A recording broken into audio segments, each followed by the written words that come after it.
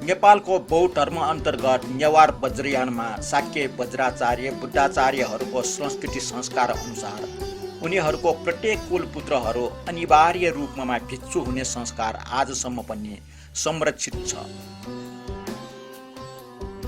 यसरी 4 दिनको लागि भिक्षु हुने संस्कारलाई बरिछुइगु भनिन्छ। वन्दनीयको अपभ्रंश भएर बरिछुइगु भएको हो। छुइगुको अर्थ शुभारम्भ भन्ने बुझिन्छ। बरिछुइगु भन्नाले वन्दनीय भिक्षु जीवनारम्भ गर्ने भन्ने अर्थ लाग्छ।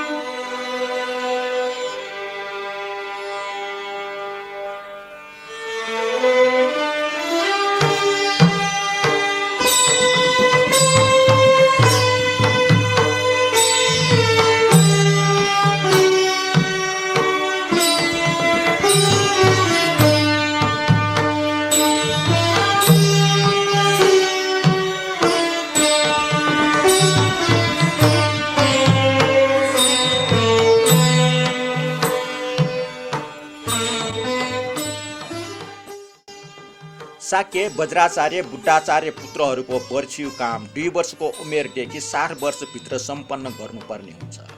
बर्छियु काम जहाँ पाए त्यहाँ हुँदैन।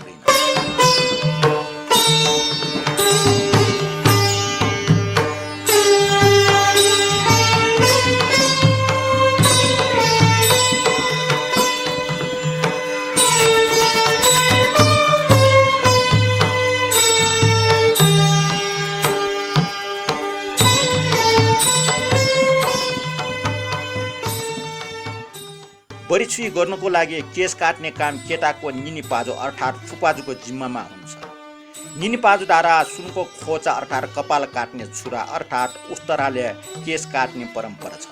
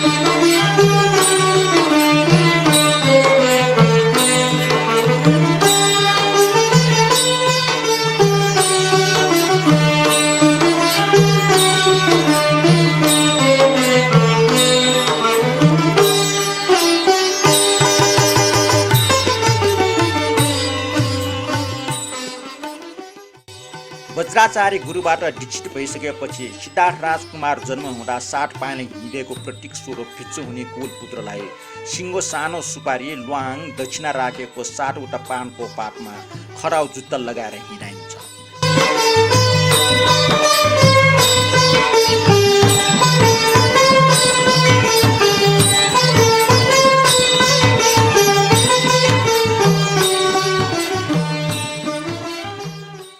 आफ्नो परम्परादेखिको आफूहरू कुन सङ्घ अर्थात् बहालका सदस्य हो सोही सङ्घको बहालमा त्यहाँका 10 पारमिता दर्जा प्राप्त भएका 10 जना संस्कार अनुसारको पहिरन र मुकुट लगाएर विराजमान हुनुभएका आजोहरू समक्ष वज्राचार्य पुरोहितद्वारा पूजाआजा गर्नुको साथ वर्षिगु गर्ने कुलपुत्रलाई बौद्ध शिक्षामा दीक्षित गरिन्छ।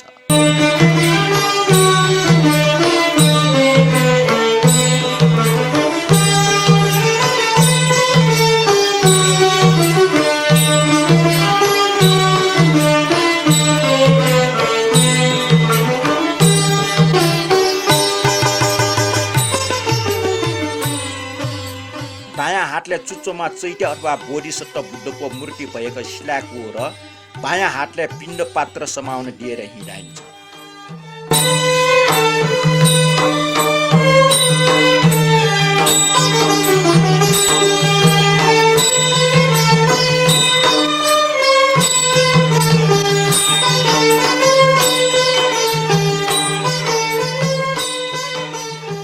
बहालको काम सकिएपछि वर्षी गरेको बहाल अन्तर्गतको बहाल र टोलका अन्य देवता दर्शन परिक्रमा गराइन्छ।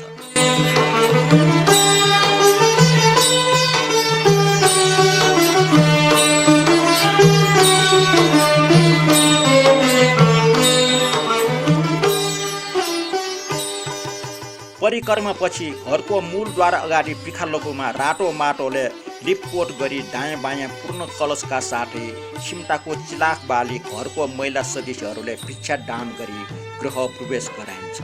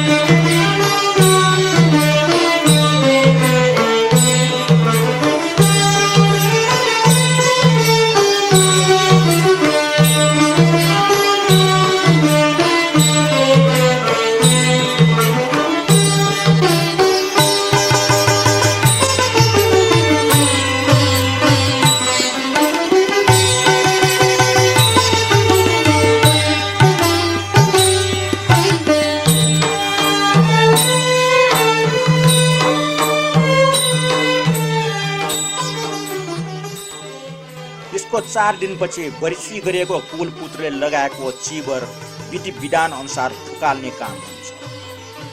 सोपछि वर्षी कामको प्रथम चरण सुसम्पन्न हुन्छ।